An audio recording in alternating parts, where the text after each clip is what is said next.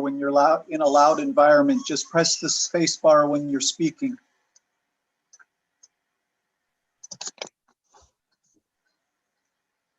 I had the same problem when we were in our breakout room, Judge. Welcome to the 96th District Court. Court is in session. This is cause number 2019 CR 11902, State of Texas versus Christopher Hernandez. We're here today for a plea. We're conducting this hearing via video conference using the Zoom application. We're also using YouTube to live stream the proceedings to keep the hearing public. The time now is 11:21 a.m. on the 29th day of June 2021. These proceedings are official, they're on the record, and they're being recorded by the official court reporter. Counsel and all present are instructed to act as though you were in court, and all are instructed not to record the proceedings. If we could have the attorneys make appearances, starting with the state of Texas, please. Austin Stout for the state. Montgomery for the defendant, Mr. Christopher Hernandez. Sir, you the same Christopher Hernandez, charged by indictment, burglary of a habitation by force. Is that you, sir?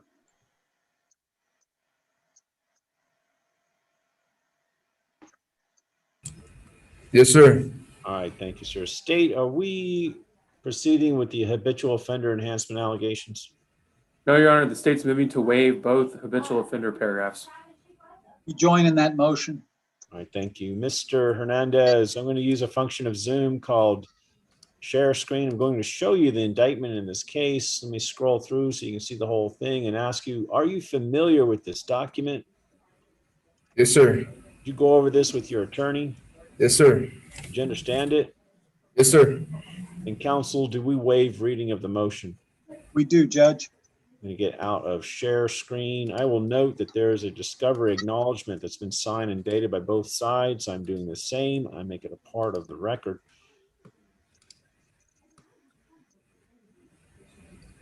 And then Mr. Hernandez, I'm going to show you another document using the share screen function. It's called the defendant's consent to plea by video conference, and I'm using my cursor to circle around an electronic signature. Is this yours? Yes, sir. Signing this document, you are telling me two things. One, you understand that normally we do pleas live and in court, but that you are consenting to do this plea by video conference. Did you understand that when you signed this document? Yes, sir. Secondly, your electronic signature on this document, as well as all of the other electronic signatures of yours in the plea packet in front of me, you're telling me that those are valid as if you personally signed them. Did you understand that when you signed this document? Yes, sir. I approve the consent and I make it a part of the record. Sir, we're still in share screen, but now I'm showing you another document. It's called the court's admonishments. I'll scroll through because it's several pages and ask, are you familiar with this document? Yes, sir. You go over this with your attorney. Yes, sir. Do you understand it? Yes, sir.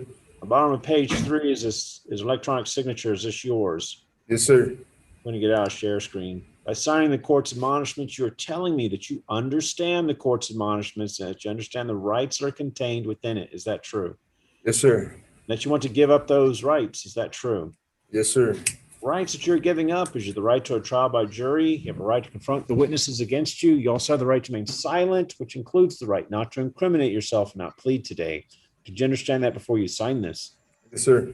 By signing this, you're also telling me you understand the consequences of a plea and the sentencing range for the offense, which is anywhere from 2 to 20 years in the Texas Department of Criminal Justice and up to a $10,000 fine. Did you understand that before you signed this? Yes, sir. I approve the waivers that are contained within the court's admonishments, and I make them a part of the record.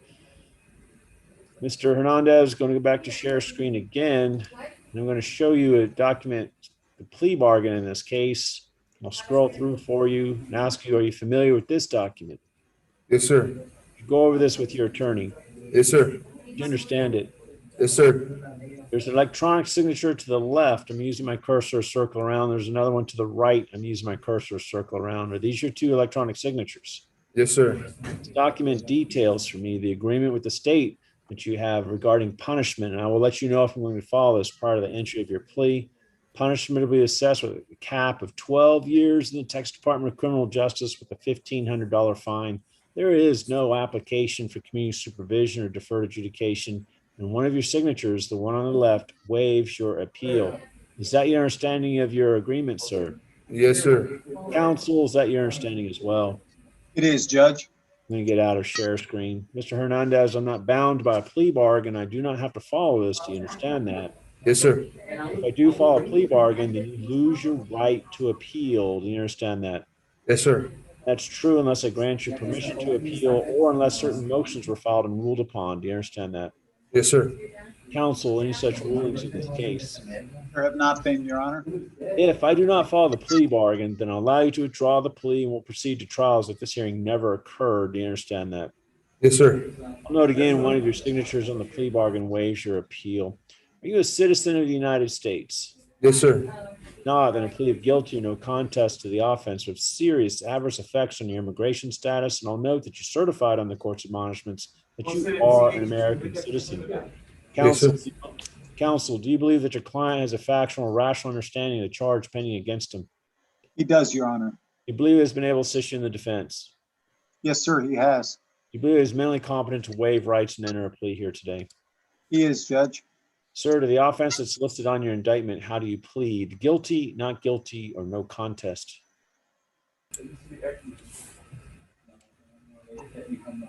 How do you plead, Mr. Hernandez? No contest. You understand that you can still be found guilty under a no contest plea. Yes, sir. Other than the plea bargain, did Yes, anyone sir. promise you anything in exchange for your plea today? No, sir. Did anyone force you or coerce you to plead today? No, sir. Going over this case with your attorney, do you believe that pleading here today is in your best interest? Yes, sir. Does the state have anything to offer to support the plea? The state offers State's Exhibit 1 and all attachments. We present no objections, Judge. It's admitted. I reviewed State's Exhibit 1 and attachments prior to getting on the record and find that it is sufficient to support the plea. Sir, I find that your plea was freely, intelligently, and voluntarily made. There was sufficient evidence to support the plea and that you're mentally competent to enter into such a plea. And I find you guilty, sir. I'm going to order a pre-sentence investigation report and we'll come back on another day for sentencing. Is there anything else from either side in regards to the plea? Nothing from the state. Nothing from defense, Your Honor. Mr. Hernandez is eager to, as they say, be transferred to a unit. And he told me in breakout that he wanted to proceed to sentencing today with the cap and just address the court. So we're waiving pre-sentence investigation report Yes, on this? All right. Sir, that was his intent, and I join in that. All right, Mr. Hernandez, is that what you want to do? You have to turn your mic on, sir. Yes, sir. All right. Well, let me let the state go first. Go ahead, state. Your Honor, and just as a clerical matter, and I'm sure Mr. Montgomery can agree to this, part of our plea bargain was that the defendant was going to plead to this cause and that we were going to take into consideration another case, an indicted case, 2019 CR 0649. It's also a burglary of a habitation. I didn't see it in the written plea bargain, but my understanding is that's part of the plea bargain agreement. That is correct, Your Honor, and it certainly was going to come out during the course of this cap. All right, I can manage that. Okay. May I proceed, Your Honor? Yes, sir. Your Honor, the defendant is, as the court realized when they were taking the plea, is indicted as a habitual offender. He has been to prison on multiple occasions in the past. On the indictment, the 2 prison trips that he was committed to TDC for were both for burglary of a habitation. He went on 2 separate occasions for that. And so his range of punishment on this case, had he gone to trial, would have started at 25 years and ranged to 99 years or life in prison. And so to the extent that he asked the court for mercy for entering this plea, the state has already extended that mercy to him in this plea bargain. He was looking at 25 to life. He, on both of these burglary habitation cases, they are stackable because they were from different offense states. This particular offense that he pled to was committed on December 17th, 2018, and the other case was committed on June 4th, 2018. So had he gone to trial and the court, stacked his sentences, he could have been looking at a minimum of 50 years in prison. So he's entered a plea bargain of a cap of 12. So I think that's more than reasonable and a fair sentence because of his history of having gone to prison multiple times for that same offense and not having learned from those commitments. We'd ask that you follow this plea bargain and sentence him to the maximum under this cap, which would be 12 years in TTC. All right. Thank you, Mr. Stout. Go ahead, Mr. Montgomery. Mr. Hernandez, if you could turn off your microphone for just a second. I just turned it off. It's okay. Oh, thanks, Judge. Your Honor, so far as I can tell, despite his lengthy criminal history, he doesn't have a history of any aggravated violent crimes. I don't see anything involving any weapons. Burglary is dangerous in its own way, and he's got a burglary conviction. Well, you saw them. They were alleged in the indictment, one from 2006 and one from 2010. He's 33 years old. He's staying with his wife and his 4 children. He will tell you that the whole time that he was waiting for this case, he was trying to address his drug habit. Heroin's his drug of choice, and he was on methadone. He wants to continue to address his drug habit in the penitentiary. So independent from our argument that you should reduce from the cap, I do want to ask you to put a notation on the judgment that you suggest, and we know it's only a suggestion, the therapeutic community. And Mr. Hernandez, by way of allocution, would like to ask you to assess a sentence of 10 years instead of 12. When you say an allocution, are you calling him as a witness, Mr. Montgomery? I was hoping I'd get to just have allocution without necessary cross-examination, just for him to say he's asking you for 10. You can allocute Mr. Hernandez. That means you're not sworn, but you're just going to talk to me for a little bit, okay? Yes, sir. Go ahead. Yes, I understand I got a record. My record, I mean, it shows, but like, it's really because I had a drug problem. The drug problem that's really my main problem. Like, and sending me back to prison for this amount of time. I mean, the prison, it ain't gonna help. You know what I mean? The prison. I mean, you just put people in prison. Well, Mr. Hernandez, I have a lot of people who have drug problems, and they're not breaking into people's homes like you are. It's not the issue. Yeah, but this of drug usage. It's the issue of you going into people's houses and how dangerous that is. Yes, sir. I mean, if I didn't have a drug problem, Your Honor, I wouldn't be doing it. I mean, I was out there. I was out there looking for help. I was on the methadone. I mean, the whole time I was out there. I mean, I tried something. I tried something different, and the whole time I was out there. I didn't catch no cases. You know what I mean? That's all I'm trying to say. All right. Anything else, Mr. Montgomery? No, sir. All right. Your client having been found guilty, Mr. Montgomery, and having waived the pre-sentence investigation report, is there any legal reason as to why your client cannot be sentenced today? No legal reason, Judge.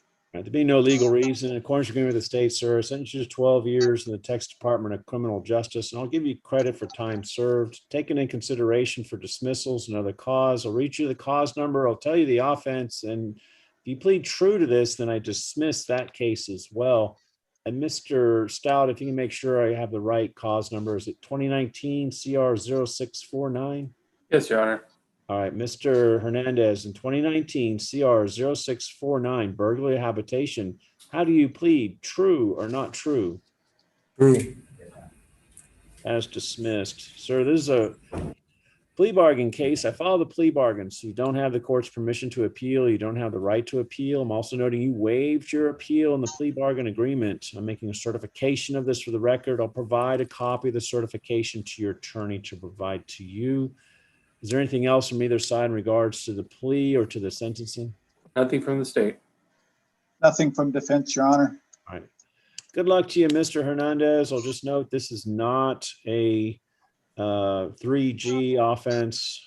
So you'll be hitting parole a little earlier than some of the other folks, but I mean, they're going to take in consideration this is about your 3rd time coming in for a burglary of a habitation.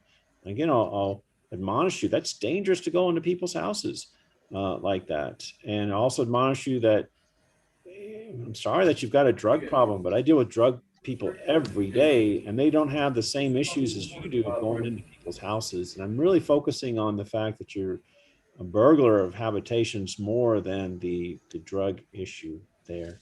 All right, good luck to you, Mr. Hernandez. This matter is now concluded. We're in recess.